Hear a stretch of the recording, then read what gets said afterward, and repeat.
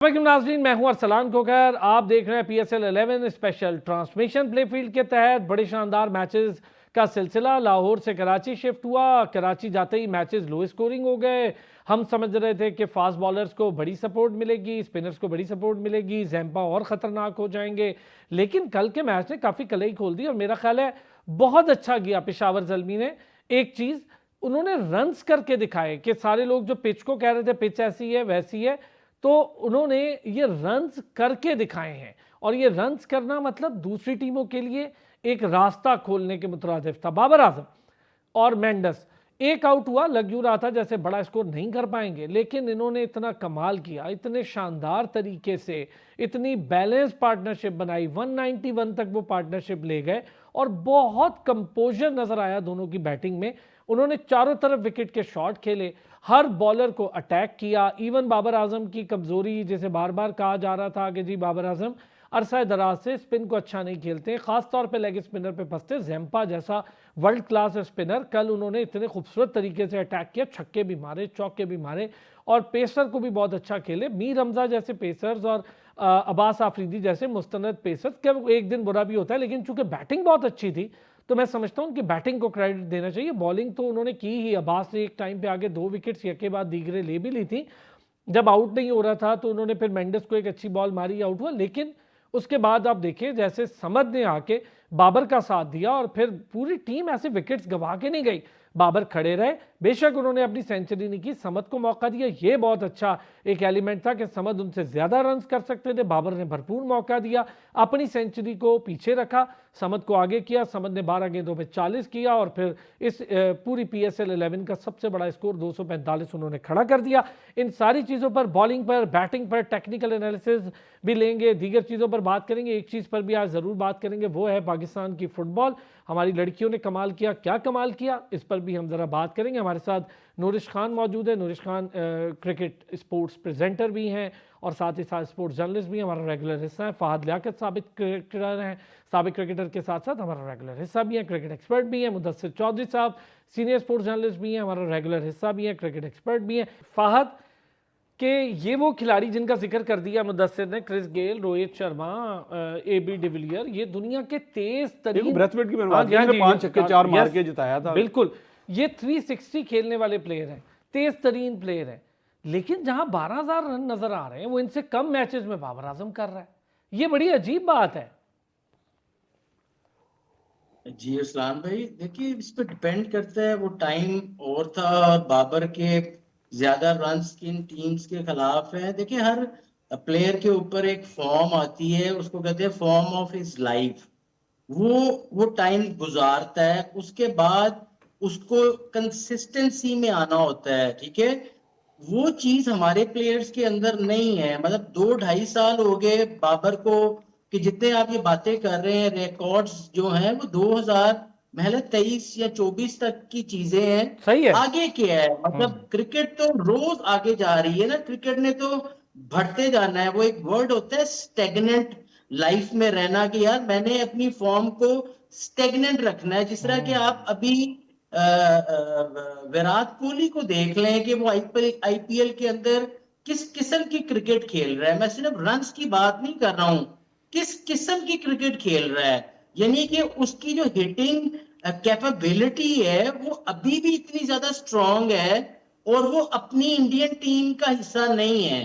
इसको कहते हैं शेयर प्लानिंग, इसको कहते हैं कि आपका सिस्टम स्ट्रांग है। देखिए हम हर बात पे इंडिया को क्रिटिसाइज तो करते हैं उनकी गोदी मोदी हरकतों के ऊपर, और वो डिजर्व भी करते हैं, लेकिन जहां पे उनको मानने की बात है वहां हमें मानना चाहिए कि उन्होंने एक सिस्टम क्रिएट किया, जिस सिस्टम में से आगे से इतने सारे प्लेयर्स निकलते आ रहे हैं। हमारा हमारा क्या निकल रहा है? हमारा एक बाबर निकला था, हमारा एक साइन निकला था, आज वो कहां पे स्टैंड कर रहे हैं? वो दोनों निकल ही गए टीम से, वो टीम से ही निकल गए, वो निकल ही निकले गए थे टीम पहले, से। वो टीम से ही निकल गए अब। तो ये लम्हे फिक्री है बेसिकली हमारे सिस्टम के लिए।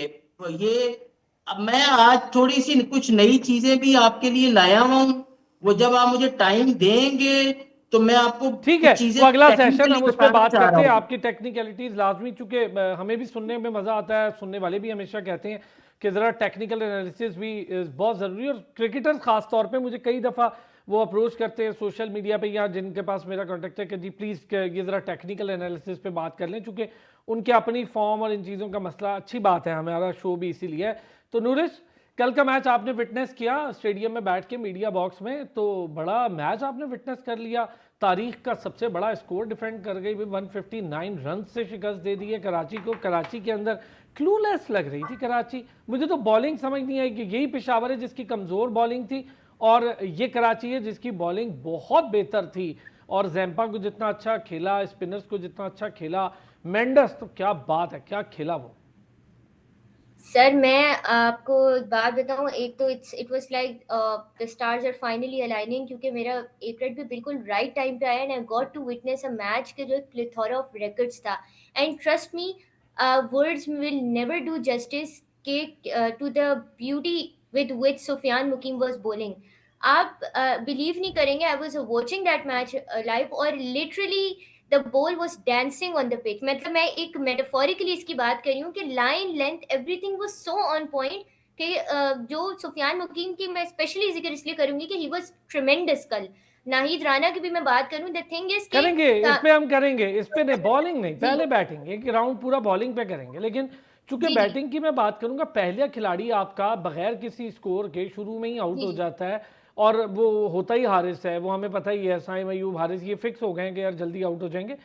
मुझे ऐसा लगा कि अब जरा स्कोर थोड़ा फंसेगा, ये होगा, लेकिन दोनों एंड से ना बाबर रुक रहा था ना मेंडस। तो बड़ी जबरदस्त जोड़ी ने परफॉर्म किया। 191 की इतनी जबरदस्त इनिंग। अच्छा, हम बाबर को जो कहते हैं, सॉरी इसमें ऐड करें सर, मुदस्सिर चौधरी साहब, फहद लियाकत साहब और सुनने वाले, 5 बड़ी पीएसएल की पार्टनरशिप्स हैं जी, जो 191 है, 170 कुछ है, 162 है, 115 है, इस तरह के जी 5 बड़ी पार्टनरशिप में से 3 बड़ी पार्टनरशिप्स बाबर आजम के नाम है, ये भी बता दूं आपको। बिल्कुल जी नूरी। बिल्कुल ऐसे ही। जी जी बिल्कुल ऐसे ही है। और कल दे वर लुकिंग वेरी कंफर्टेबल। और अरसलान भाई मैं आपको एक बात बताऊं, इसमें जो हम लोग जो कल के शो पे भी बात करते, परसों भी इतने टीवी चैनल्स पे ये एनालिसिस हो रही थी कि कराची की पिच जो है वो लो स्कोरिंग है। लो स्कोरिंग नहीं थी। कल जो आप अगर देखें लाहौर जो मैच हारे, उसके बाद उन्होंने ये बात कही थी, सिकंदर रजा ने प्रेसर में कहा था कि हम लोग पिच का प्रॉपर यूटिलाइज नहीं कर पाए, पिच लो स्कोरिंग नहीं थी, हम बैटिंग अच्छी नहीं कर पाए। उससे पहले आप देखें हैदराबाद भी प्रॉपर जो है बहुत बुरा कोलैप्स आया। कराची के पिच को जो प्रॉपरली यूटिलाइज किया कल जल्मी ने किया है एंड दे वर आउटस्टैंडिंग। और मतलब आउटस्टैंडिंग पे एक अंडरस्टेटमेंट होगी, बिल्कुल एक डिफरेंट टीम लग रही थी क्योंकि उन्होंने अपनी वीकनेस पे काम किया है। और मैं आपको बताऊं, Babar Azam as a captain इतने एक्टिव थे पूरी फील्ड में। मतलब हम देख रहे थे कि किस तरीके से वो जा जाके हर बॉल के बाद प्लेयर से डिस्कशन करें, बॉलर्स पे अगर कोई लूज बॉल चली जाती जाके बात करें। उसके बाद जिस तरीके से हमने उनको देखा विकेट पे, ही वाज स्टैंडिंग, हर थोड़ी देर बाद जाके नॉन स्ट्राइकर्स एंड के बैटर से बात करें, मेंडिस से डिस्कशन करें, सब कुछ हो रही है। और जब इतनी एक्टिविटी से आप करते हो, और कोई एक शॉट भी मुझे ऐसा नजर नहीं आया कल जो उनकी पार्टनरशिप लगी है कि जो बिल्कुल जो है ना लूज हो या यूजलेस शॉट हो।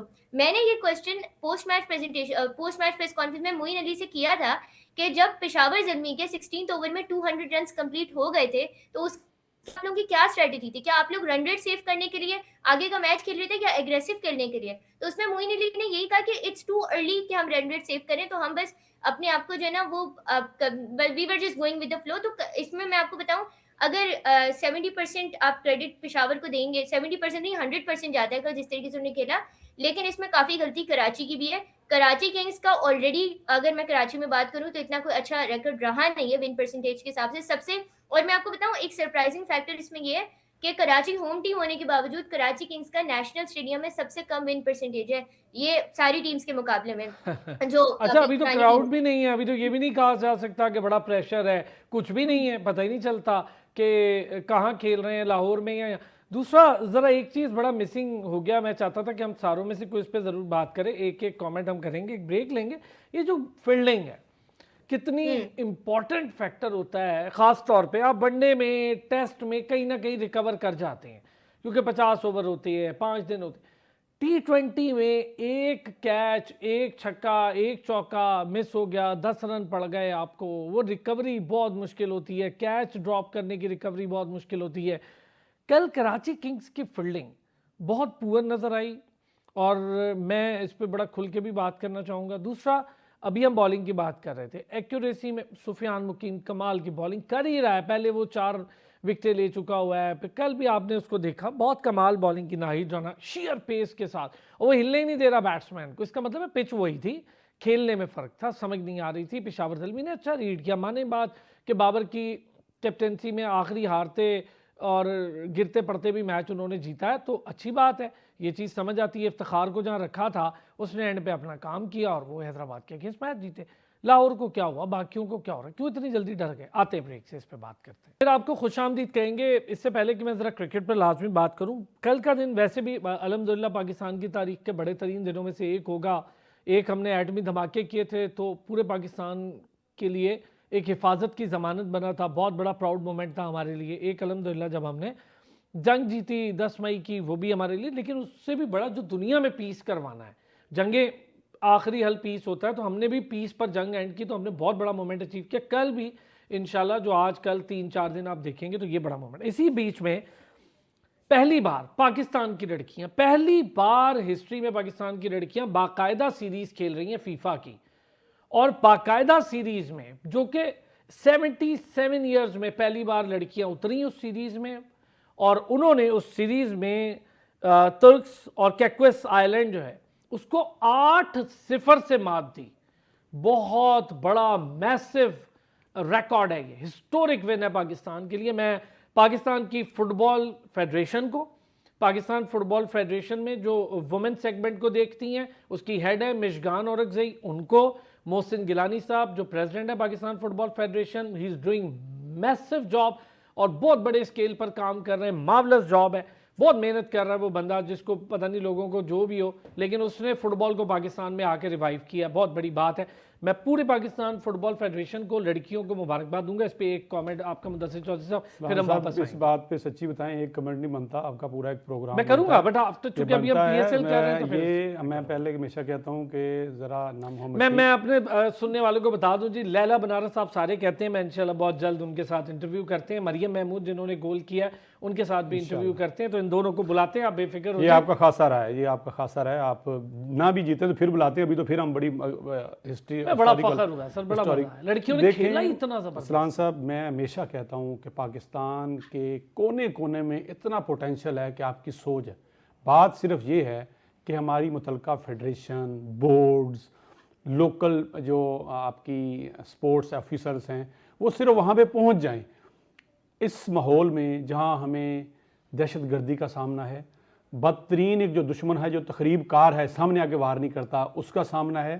सही बात है। जो हमारी खेलों को टारगेट करता है, जो हमारी खुशियों को टारगेट करता है, जो हमें इस पूरे रीजन में अमन के साथ रहने नहीं देता, अब तो पूरी दुनिया को नहीं रहने दे रहा, उसके होते हुए हमें इस तरह की खुशियां मिलना और हमारे बच्चों का और ख़ासकर बच्चियों का आगे बढ़ के खेलना, कामयाबी हासिल करना, ये एक मोटिवेशनल स्टोरी है। देखिए हमारे साथ नूरिश बैठी है ना, इसको देख के पाकिस्तान में बसने वाली करोड़ों बच्चियां वो मोटिवेट होंगी कि हम भी वो कर सकती हैं। ये जो बात नूरिश कर रही है, हम भी एक मैच देख के, समझ के एनालिसिस कर सकते हैं, आप जैसे सीनियर को देख के कर सकते हैं। आज जिन प्लेयर्स की आप बात कर रहे हैं, उन्होंने गोल किए फुटबॉल में, उनका नाम आपने यहाँ लिया, फ़ख्र से हमारा भी सीना चौड़ा हो रहा है।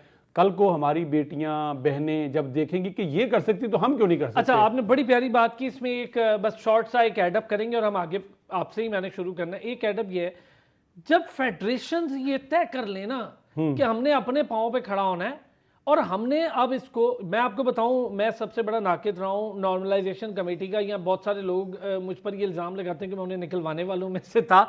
हाँ भाई, मेरे पाकिस्तान की फुटबॉल ख़राब हो रही थी, अगर मुझे ये तमगा मेरे गले में डालते मैं ये ले लेता हूँ, हाँ था, कोई बात नहीं। क्योंकि अब देखें आप मोहसिन गिलानी को इतना मतलब एक्यूरेटली काम कर रहे हैं, क्योंकि वो फीफा में लंबा अरसा गुजार के, उनको पता है कहाँ कहाँ काम करना है, खड़ी कर दी उसने फुटबॉल। और पैसे भी नहीं मिल रहे, अभी आपको बता दूं, अभी वो अकाउंट सीज हैं पाकिस्तान फुटबॉल के।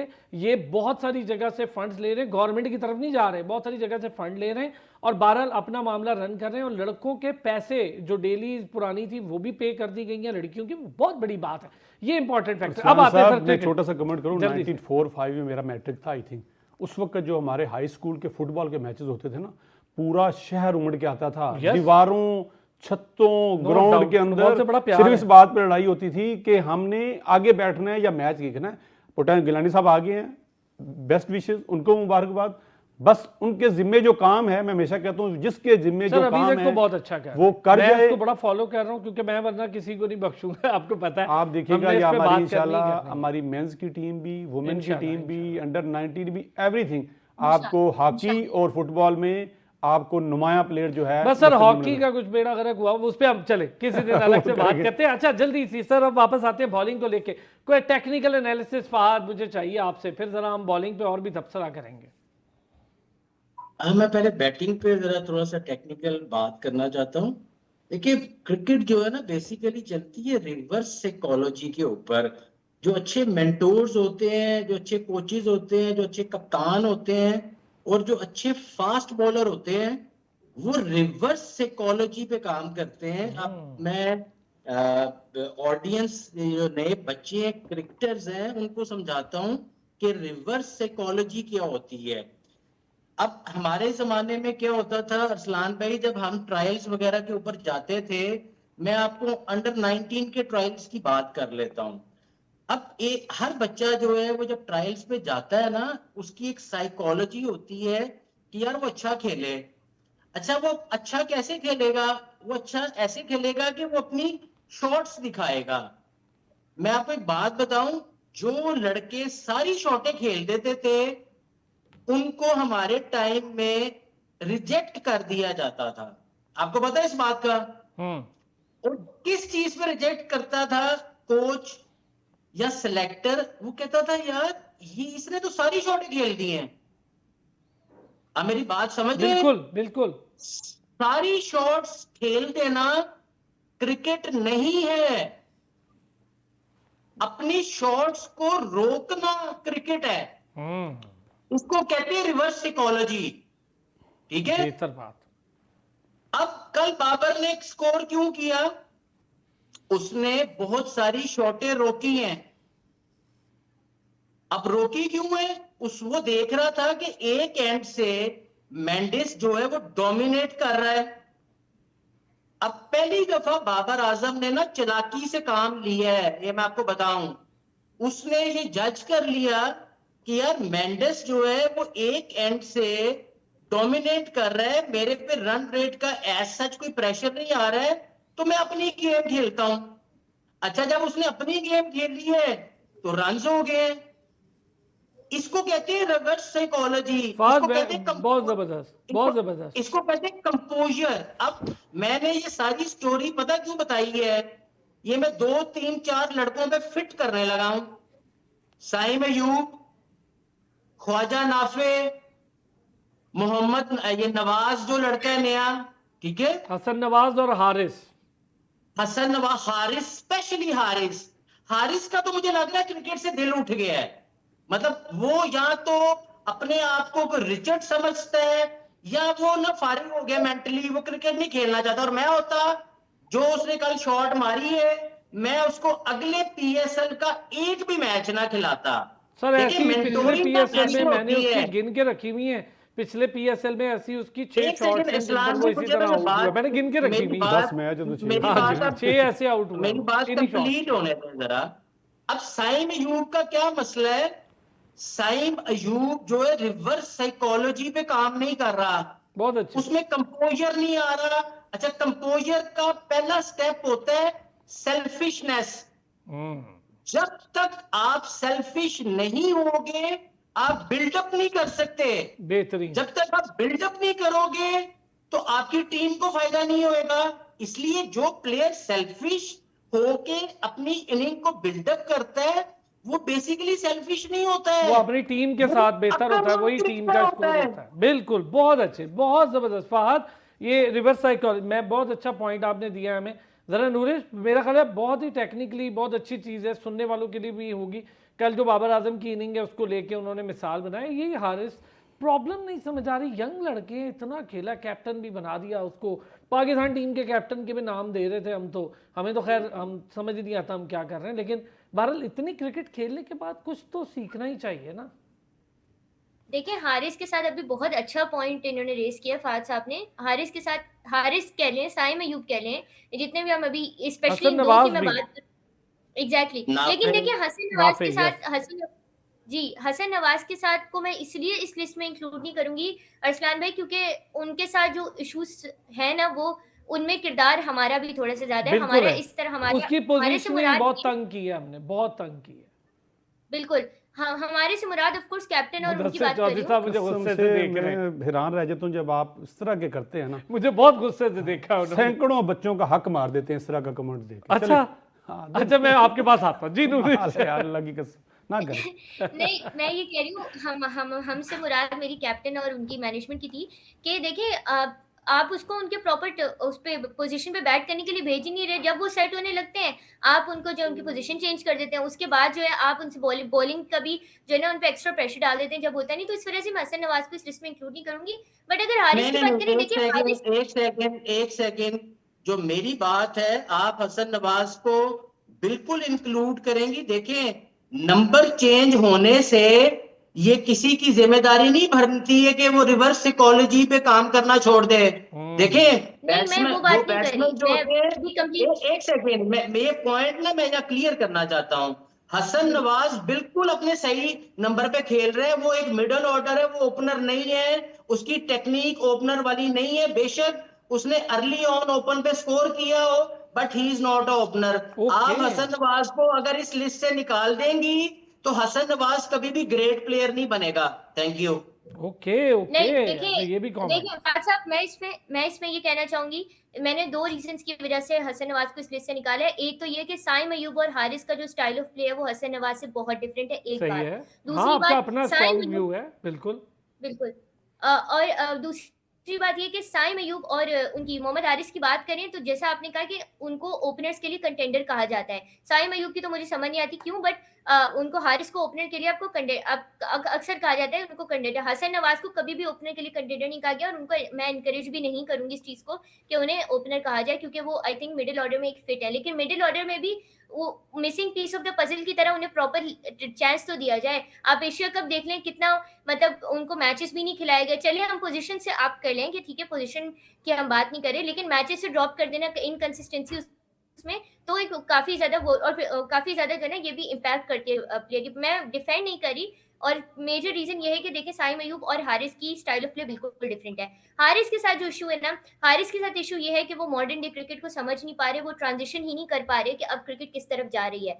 अब अगर आप जो है ना स्टार्ट अच्छा पहले मैं इस पे आके नूरिश बॉल से, एक छोटे सा आप लोगों से सवाल, अगर आप लोगों की इजाज़त तो मैं चौधरी साहब, मुदस्सिर चौधरी साहब इस पे एक ऐड करें। मेरा सवाल ये होगा आपसे ही नूरिश, अगर हारिस मॉडर्न डे क्रिकेट समझ नहीं पा रहा, उसकी तो पैदाइश ही मॉडर्न डे क्रिकेट है, अगर वो नहीं समझ पा रहा इसका मतलब ये है कि वो मॉडर्न डे क्रिकेट में फिट नहीं हो पा रहा। मेरा ज्यादा बेहतर कमेंट ये होगा कि फिट नहीं हो पा रहा। नहीं, मैं ये आता फिर हूँ फाद, रिवर्स पहले पहले मुदस्सिर चौधरी साहब एक कमेंट, चलिए ओके। मैं आपसे पूरी बात करेंगे इस पे। जी मुदस्सिर चौधरी साहब, देखिए, एक तो मैं, आपको बड़ा गुस्सा आया था मुझ पे। नहीं गुस्सा नहीं आया था, मैं ये कह रहा हूँ, देखें आपका बोला हुआ लफ्ज जो है वो आपसे मतलब कि मीडिया जी के जी जितने बिल्कुल representative, बिल्कुल, नहीं नहीं हम भी वो उसमें किसी की हैं। जिंदगी बना भी सकता है और किसी की जिंदगी बिल्कुल जो है वो बिल्कुल ऐसा खराब भी है, कर ऐसा ही। सकता है। बहुत बहुत हारिस के लिए जिम्मेदारी हमने है। जिम्मेदारी वाली बात है, ऐसे नहीं है कि हमें सामने बात आई हो तो हम चल चला कर दें। हारिस को हम बहुत सारे मैचेस से देख रहे हैं, और इतने मौके उसी के साथ अब साइम अयूब भी जुड़ गए हैं। हाँ जी, दोनों को ठीक है, बहुत इतने मौके, मौके बहुत शायद ही हम कभी शाहिद अफरीदी के बारे में बात करते थे। सुफियान मुकीम जैसे बॉलर को नहीं हाँ, मिल वो रहे मैं कह रहा हूँ, चाहे। कभी हम शाहिद अफरीदी के बारे में बात करते थे कि यार ये क्यों खेलता है, इसकी समझ नहीं आती, आता है चला जाता है, और लेकिन खेल जाता था, कभी विकेटें ले जाता था। ये दो प्लेयर उसी फहरिस्त में तकरीबन शामिल हो गए। इतने मौके इनको मिल चुके हैं। आप मुझे बताएं, हम ये लोकल छोटे मोटे जो मैचेस खेलते हैं, फाज साहब तो बच्चों को अभी भी खिलाते होंगे, समझते हैं साइकी, हमें 5वें 6ठे दिन नेट में पता चल जाए ना कि एक बच्चे को रोजाना एक बार कोच बता रहा है सामने खड़ा होकर कि भाई ये अभी फास्ट बॉलर का स्पेल शुरू हो रहा है, तो आपने बॉल को रोकना है, तो उसका पता चल जाए ना कि मेरे कहने पे ये नहीं रुक रहा, तो उसी वक्त वो कहता चलो तुम बाहर पैड उतारो, बाज फील्डिंग करो। तो आप इंटरनेशनल क्रिकेट खेल रहे हैं भाई, जहां एक एक रन कीमती है, करोड़ों रुपए का है, और करोड़ों से ज्यादा वो, चूंकि क्रिकेट हमारे दिल में बसती है तो हमारे दिल धड़क रहे होते हैं कि यार अभी शॉट मारेगा, छक्का होगा या आउट होगा, उसके आउट होने से भी हमें नुकसान होता है, उसका छक्का मारने से भी हमारा दिल खुश होता है। तो आप इस लेवल पे जाके ये नहीं कह सकते कि उसने कुछ सीखना है। मैं यही तो बार बार कहता हूं कि भाई सीख कर आना सिखा है। के आप आना है। ऊपर आते हैं। वहां तो आपने थोड़ा बहुत पॉलिश होना होता है, आपने रन्स करने होते हैं। बाबर आजम से हम क्यों इख्तिलाफ करते हैं कि भाई जो तुम सीख के आए थे तुम अब किसी के कहने पे चेंज कर रहे हो। अब हारिस साहब जो हैं वो तो इसी चीज के बुनियाद पे करके आए टीम थे में आए जी, थे, कि तेज अब खेलता है, वो 360 है तो कर यूं सकते है। हैं। अब लाजमी है कि उनके लिए दायरा ही चाहिए, मतलब वो इतना ही, इसका मतलब है कि 30 यार्ड से ऊपर शॉट नहीं मार सकते। वो होगी तो उनका छक्का होगा, अदरवाइज नहीं होगा। तो प्लेयर ऐसा नहीं होता, प्लेयर को हर जगह एडजस्ट होना पड़ता है, मौके मिलने पड़ते हैं। ये बात बिल्कुल, पीछे मैं आपकी आपके बात होते से हैं। agree हूं। मैंने अब भी यही हारिस कहा था, की सर। आप सब बैठे हैं, आपके पास नेट सबके पास चल रहा होगा, आप चेक करें कितने मौके हैं। बल्कि मैं पता लास्ट टाइम जब कमेंट मैंने किया था कि आप सलमान अली आगा कहते हैं कि हारिस को हमने इसलिए टीम में रखा हुआ है कि उसकी कुर्बानियां ही बहुत हैं। कुर्बानियां क्या हैं? वो आता है और चक्कर लगा के ग्राउंड में से चला जाता है। इससे ज्यादा उसकी बड़ी कुर्बानी अब है, इस वाकई पीएसएल में आप किसी पिंडी रीजन के, इस्लामाबाद रीजन के, कोयटा से ये 10 मैचेस दिए ना पीएसएल के, आपको ये अभी लड़के को दिया ना, शामिल को मैच दे रहे हैं ना, आपको नजर आ रहा है समीर ना? मिन्हाज सर। मतलब मिन्हाज को देखें आप, उस मां सदाकत को दे रहे हैं ना, 7 लड़का का लेग खेला है, आप उसको इनको मौके दें। मेरे 7 जैसे लड़के को कितने मौके दिए आपने, वो भी तो कल छक्के मार सर रहा था इससे ना। भी ज्यादा बहुत अच्छी 40 आपने- रन किए मैं इसी में उसको, चूंकि सॉरी short मैं time छोटी short छोटी थी होगा, जल्दी उसको, उस 7 को आपने कितने मौके दिए? वो भी तो छक्के मार रहा था ना। और कहां मार रहा था? जब बिल्कुल बॉल भी पुराना था और आखिर में आके मार रहा एक था। और प्लेयर है सर, छोपरा है बेचारा, उसको रिजवान खेलने सही से, मैं रिजवान को बहुत पसंद करता हूं लेकिन मुझे नहीं पता क्यों उसको जाया कर रहा है अब्दुल्ला फजल। मैं उसको डोमेस्टिक में फॉलो कर चुका हूं, उस लड़के का स्टांस, उसका बैट मिडल होता है और क्या खूबसूरती से वो फ्लिक करता है, क्या खूबसूरती से वो वी के अंदर खेलता है। उस लड़के में पोटेंशियल है छक्के, लेकिन उसको भी हम 7वें 8वें में भेज रहे हैं। यार उसमें एक भी वो- बच्चा था यहाँ पे, अली इमरान इस्लामाबाद जी, का, जी, जी, जी, क्या जी। कमाल का वो ऑलराउंडर जी, था। बिल्कुल। वो इसी चक्कर में रुल गया ना, खत्म हो गया। क्योंकि इन्हीं रुल गया ना जी, कि जी। इन लोगों को मौके देने थे। उसकी बैटिंग देखें आप, उसकी जितनी इनिंग्स है, बल्कि जिसमें वो लो स्कोर पे भी आउट हुआ है, आप उसको देखें, उसका बैट देखें, उसकी बॉलिंग, उसकी फिटनेस देखें। लेकिन क्या हुआ कि ये जैसे लोग, इनको मौके मिलना, और हमारे जैसे जो दोस्त है माजरत के साथ, वो बैठ के कह देना नहीं जी उसको वहां नहीं हुआ। भाई क्यों नहीं हुआ? आपको मैंने रखा है एडमिन के लिए, एडमिनशिप के लिए, कि भाई आपने ऑफिस की एडमिनशिप संभालनी है। आप जनाब जाके किचन देखते रहे कि किचन में क्या हो रहा है। आपकी बात सही तो आपका है। ये काम नहीं ये हो सकता। बात सही है कि जिसको जो जॉब दी है वो कर नहीं रहा है, उससे आगे निकल के कोई और काम कर रहा है। हम जरा इस पर एक और एनालिसिस देना चाह रहे थे फाद, उस पर भी बात करते हैं। फिर जरा कोयटा ग्लैडिएटर पे बात करूंगा, रावलपिंडी पे बात करूंगा। दोनों नीचे जाके खड़ी होगी। एक मैच जीता कोयटा ग्लैडिएटर ने, ऐसा क्या हो गया उनके साथ? उनको क्या हो गया? अच्छा खासा खेलते खेलते, बॉलिंग भी ठीक है, फील्डिंग भी ओके जा रही है और बैटिंग भी उनकी मुझे तो तगड़ी ही दिखाई दे रही है। लेकिन उनको हुआ क्या है? पिंडी तो चलो कोई मैच नहीं जीती, वो एक जीते थे, उसके बाद वो भी नहीं जीत पा रहे। वापस आते हैं ब्रेक से, इस पे बात करते हैं। पे खुश आमदीद कहेंगे। फहद आप कुछ कहना चाह रहे थे, फिर उसके बाद मैं जरा कोयटा ग्लैडिएटर और रावलपिंडी का आज मैच है, दोनों टीमें हार हार के थक गई हैं। एक ने एक मैच तो जीता है, दूसरे ने एक भी नहीं जीता है। बस मीम्स बहुत अच्छे चला रहे हैं सोशल मीडिया पे। देखिए बात ये, जब हम कोई प्रॉब्लम डिस्कस कर रहे होते हैं ना, और ये बड़ा कोर प्रॉब्लम है जो मैंने उठाया है, जो मैंने आपको बताया है, इसकी कंक्लूजन की तरफ भी आना चाहिए, वरना तो बात करने का फायदा नहीं है। अब इन्होंने कहा, मुदस्सर भाई ने, कि जी आपने हारिस को बहुत ज्यादा चांस दे दिए हैं, आपने साइम को बहुत ज्यादा चांस दे दिए हैं। बिल्कुल सही इन्होंने कहा।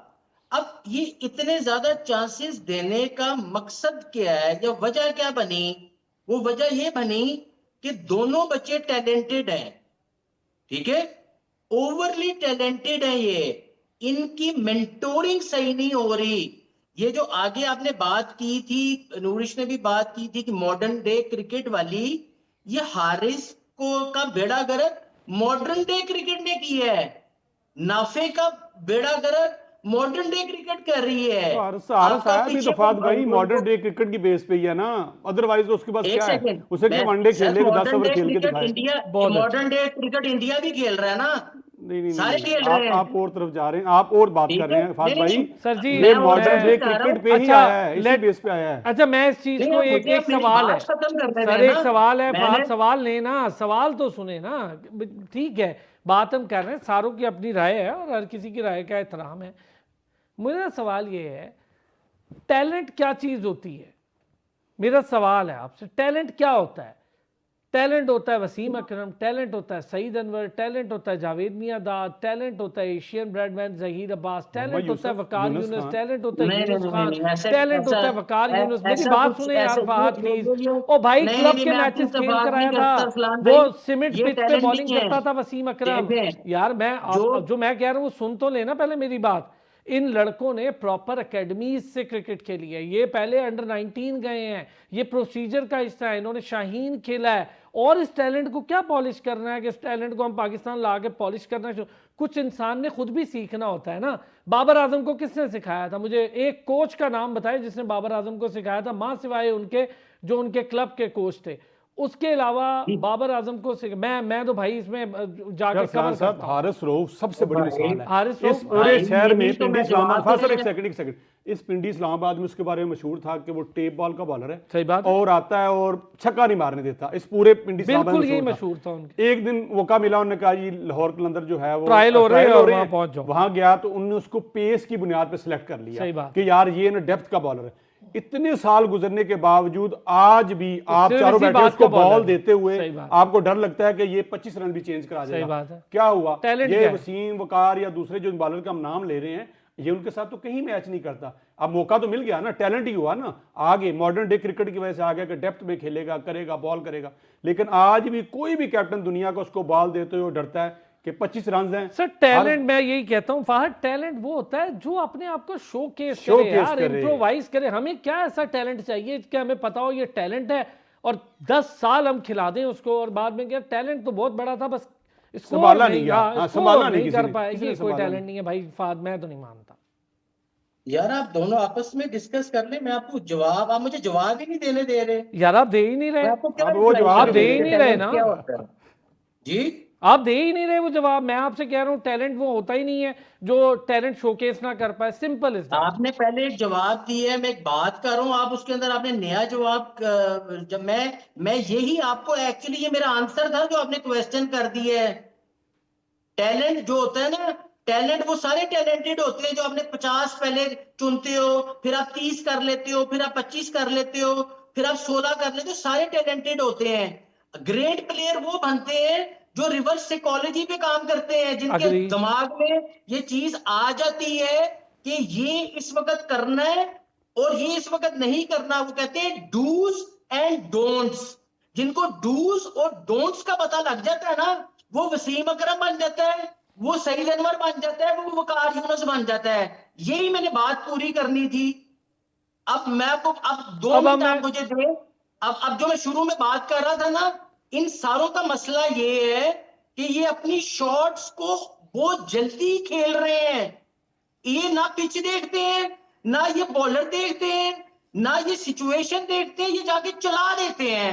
मेरी सारी स्टोरी का मफहूम ये है। अच्छा आप यही हारिस, मैं आज चैलेंज करता हूं टीवी पे, मुझे 2 हफ्ते के लिए दे दे, यही हारिस ना चेंज हुआ, मैं क्रिकेट से ला ताल्लुक हो जाऊंगा। साद भाई चैलेंज है आपको, उसको ले लें 2 हफ्ते के लिए, चेंज करके मुझे दे दें। नहीं हो सकता आप चेंज हो जाए। आप चेंज हो जाएंगे, मैं आपको चैलेंज कर रहा किसको हूँ। चेंज कर दूं? और अगर आप चेंज ना करके, मैं आपको 2.5 लाख रुपया भी दूंगा और अगर ओए, हार बना के तो दूंगा। ओए, भाई, ओए, अगर ओए। मुझे और अगर आप चेंज ना कर मुझे सके, अगर आप चेंज हो मुझे जाएंगे। हाँ। नहीं मुदस्सर भाई, ये तो बहस बराए बहस नहीं, है। मैं तो चैलेंज, फिर मैं आपने उसको चैलेंज आपसे दिया, बड़ी मैंने भी लंबी दे बहस दिया है, करूंगा। आप उसको चेंज नहीं कर अरसलान सकते। भाई मैं एक अगर- पॉइंट अच्छा ऐड एक करना मिनट यार, चाहती हूँ। एक मिनट एक अगर बंदा, आप एक मिनट अपने फहद authority के प्लीज, साथ- एक मिनट authority फहद, के एक साथ मिनट चैलेंज दीजिए। दिया, मैंने चैलेंज दे दी। अगर मेरे पास सुनिए ना। अथॉरिटी होगी, मैं उसको चेंज करके दिखाऊंगा।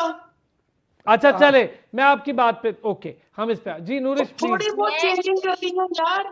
हारिस कौन सा उल्टियां करता है जो मैंने उसका मेधा ठीक करना है? अमन ने कहा आप चेंज हो जाएंगे, वो नहीं होगा। फाद भाई आप ऐसे गुस्सा ना करें। नहीं ऐसे नहीं होता है भाई, हारिस हम कुछ तो भी कह रहे नहीं हैं, है। चैलेंज कर दिया आपको। ये हारिस, मैं आपको एक बात बताऊं, ये हारिस कुछ भी नहीं है। हमने इससे बड़े बड़े बिगड़े हुए सही किए हैं। आप कैसे कह रहे हैं? मैं तो लाइव शो में आपको चैलेंज कर रहा हूँ, मैंने कहा आप ठीक करके दिखा मैं दें। आपको इसकी एक मिसाल दे मैं देता तो हूँ भाई, एक ठीक कर मिसाल दूंगा। सुन लें। आप बोर्ड, अच्छा चल आप मिसाल। बोर्ड से बात करें, मुझे एकेडमी में बुलाएं, आप मुझे 2 हफ्ते के लिए साइम और आप दें मुझे हारिस। आपको फर्क नजर ना आया, मैं छोड़ दूंगा क्रिकेट। फाद भाई हमें डर ये है कि आप खराब हो जाएंगे, इसलिए हम नहीं दे रहे आपको। नहीं ऐसा कोई चक्कर नहीं है अरसलान भाई। भाई, मैं एक जिनके point साथ add करना मैं अच्छा खेल रहा चले हूं ना, अभी ये फहद एक बच्चे मिनट हमारे दिया कुछ करें भी यार, नहीं एक है। मिनट दें तो सही ना, एक मिनट दें प्लीज। क्या हो गया आप लोगों को जी? नूरिश जी आपने सारा मैं बस टॉपिक ही चेंज कर दिए, क्या कर दिया है? सारा टॉपिक ही चेंज, कहाँ की ओ, कहाँ हमने बात नहीं चली किया गई भाई, यार। आपकी बहस ने किया, हमने नहीं किया। जी नूरिश। मैंने तो कोई बहस नहीं की है।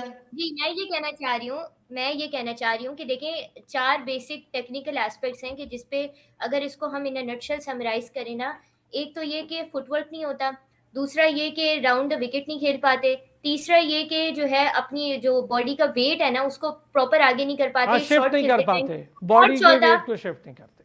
अच्छा, कल बिल्कुल के मैच और में एक छोटी सी चीज, सॉरी नूरिश आपकी भी बात, समझ गए। जेम्पा को जो बाबर आजम ने छक्का हाँ। मारा है, सर मैं एक चीज, छोटी सी बात है, ये क्लासिक जो लोग खेलते हैं प्रॉपर उन्हें पता है, बाबर आजम ने जो जेम्पा को छक्का मारा है, चूंकि जेम्पा एक ऐसा बॉलर है जो बॉल को बहुत तेज करता है और लेग स्पिन करता है, और बाबर की एक कमजोरी है। लेकिन बाबर ने क्या किया, अगर आप जाके दोबारा देखें, बॉडी खड़ी हुई थी, स्टैटिक थी, हाथ पर और अपनी कलाई पर उसने वेट को शिफ्ट किया है। उस शिफ्ट होने की वजह से उसने अपनी बैट की मूवमेंट को ओपन किया है, जिसको ओपन फेस कहते हैं।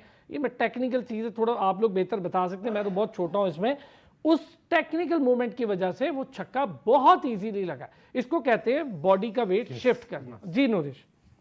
एब्सोल्युटली बिल्कुल सही कहा आपने असलान भाई। और इसके साथ साथ एक और चीज जो टेक्निकली अगर हम उनको एनालाइज करें ना, उन्होंने अपना जो हेड और नेक का जो कंपोजर है ना वो उन्होंने स्टेबल रखा हुआ था, वो मूव नहीं करी थी। तो वो आपकी बॉडी जब फॉर्म होती है, आप मोर देन 50 से 60% वेट अपना बॉडी का जो है ना थोड़ा सा आगे लेके आते हैं, और ऐसे शॉट्स में स्पेशली फुटवर्क आपको बहुत मैटर करता है। और बाबर आजम का कल ये सारी चीज ऑन पॉइंट थी। इसके साथ साथ जो एक चीज और मैटर करती है वो ये टाइमिंग तो करती करती, वो तो बेसिक्स है, लेकिन बैट की कौन सी अपने साइड को जो है ना बॉल के साथ इन कांटेक्ट लेके आना है, ये भी बहुत मैटर करते हैं। Whether it's the meat of the bat, blade of the bat, या फिर आप टिप ऑफ द बैट को लेके आ रहे हो, ये बहुत मैटर करते हैं। और ये आपके पास मेयर मिली सेकेंड्स होते कल हैं आपने जज एक करने चीज के और लिए। नोटिस की कि तकरीबन 1-1.5 साल के वक्फे के बाद उसने वो यॉर्कर को वैसे खेला जैसे वो मशहूर है खेलने के लिए, और वो बड़ा मुझे खुशी हुई, क्योंकि वो कल एक अच्छे उसमें थे।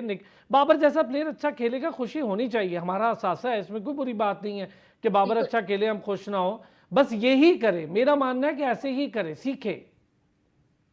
इसमें एक चीज और है अरसलान भाई, थोड़ा इसमें क्रेडिट जो है ना मिसबाह उल हक को भी जाता है, जिस तरह से उन्होंने पूरी टीम को लेके वो चल रहे हैं और कोचिंग जिस तरह से कर रहे हैं। अगर हम देखें थोड़ा सा तो यही बाबर थे। और कल अभी बात हो रही थी ना कि उन्होंने कौशल मेंडिस के साथ वो खड़े हुए थे, और उनको जो है ना रोक के वो खड़े हुए थे क्योंकि कौशल मेंडिस वाज हिटिंग।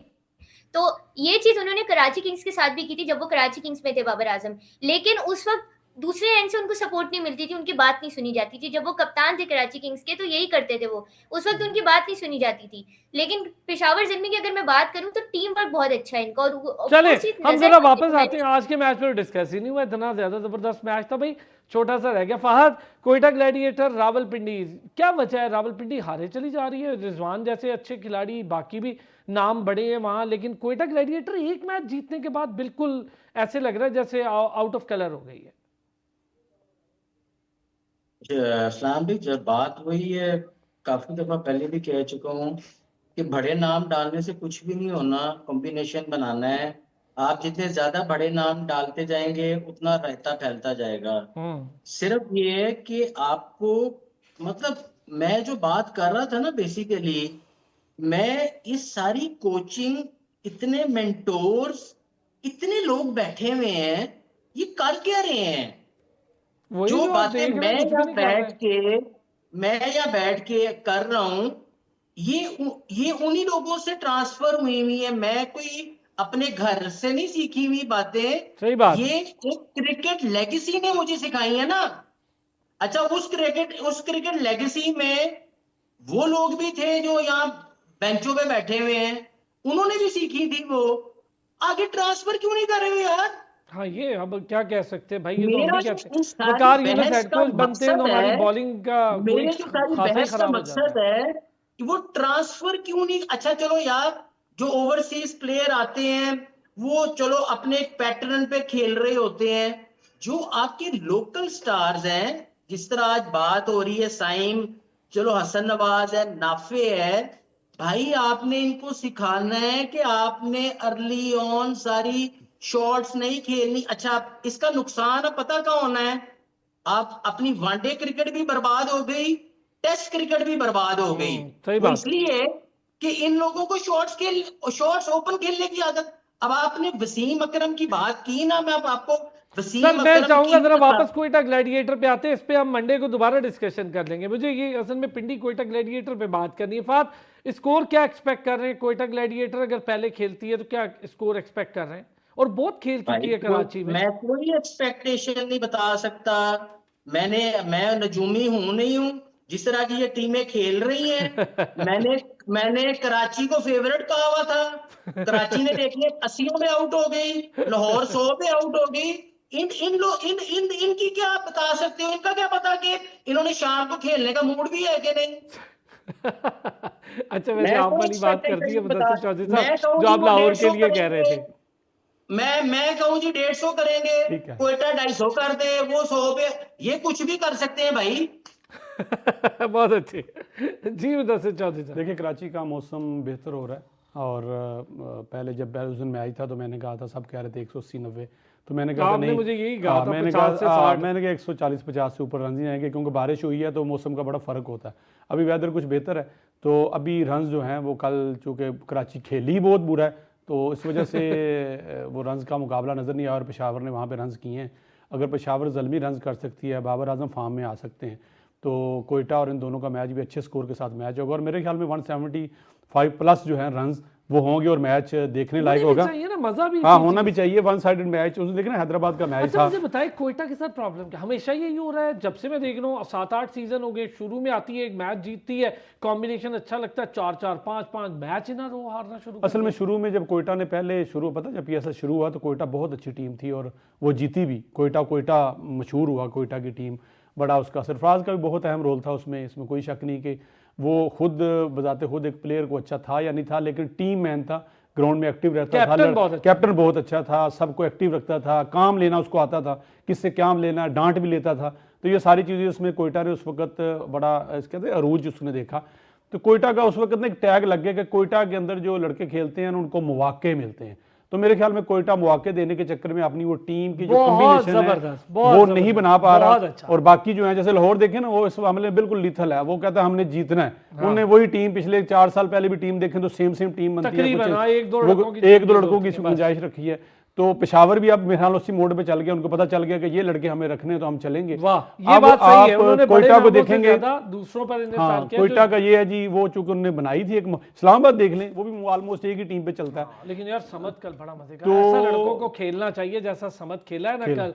और देखे ना, इंटरनेशनल खिलाड़ी भी इतना नहीं है वो, और अब्बास जैसों को, हमजा जैसे मुस्तनद बॉलर्स को उसने बड़ा फेंटा लगाया, बड़ा मजा आया। अच्छा नूरिश, कोयटा के साथ मुझे ये जो मैं समझता हूँ, मुदस्सिर बात कर रहे हैं, मैं भी इसके साथ जाऊंगा, इमोशनल कनेक्शन की वजह से ना मुझे लगता है कोयटा कोई अपने खौल से बाहर नहीं आ रही। कभी सरफराज पे बहुत इन्वेस्टमेंट हो गई, कभी सऊद शकील के साथ स्टिक हो जाएंगे, चूंकि उसको उन्होंने खिलाना शुरू किया था।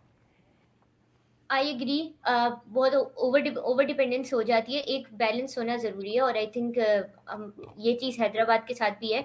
लेकिन हैदराबाद के साथ डिफरेंस ये कि उनके साथ तो खैर बहुत ही कुछ हुआ, बहुत everything is wrong with them, a lot is wrong with them with the Hyderabad side.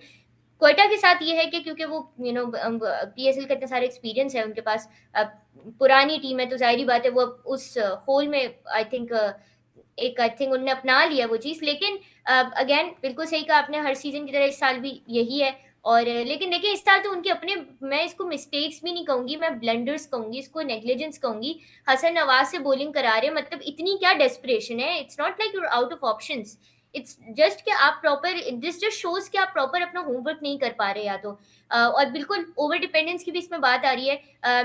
मतलब बहुत मुझे ना उनका डिफेंसिव माइंडसेट नजर आ रहा है मुझे, वो जो एक होता है ना कि एग्रेसिवली बंदा खेले, इंटेंट वो सऊद को हमने क्या क्या दिया थोड़ा सा, वो कभी तीसरे पे आ जाते हैं, कभी ओपनर आ जाते हैं, कभी रायले रोसो को 5वें पे भेजते और हैं, इसमें कभी ऊपर भेज देते हैं, समझ नहीं आ रही।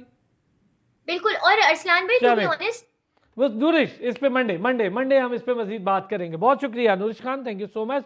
फाद लियाकत साहब बहुत शुक्रिया, मुदस्सिर चौधरी साहब आपका भी बहुत शुक्रिया। मंडे को फिर होगी मुलाकात, अपना ख्याल रखिएगा।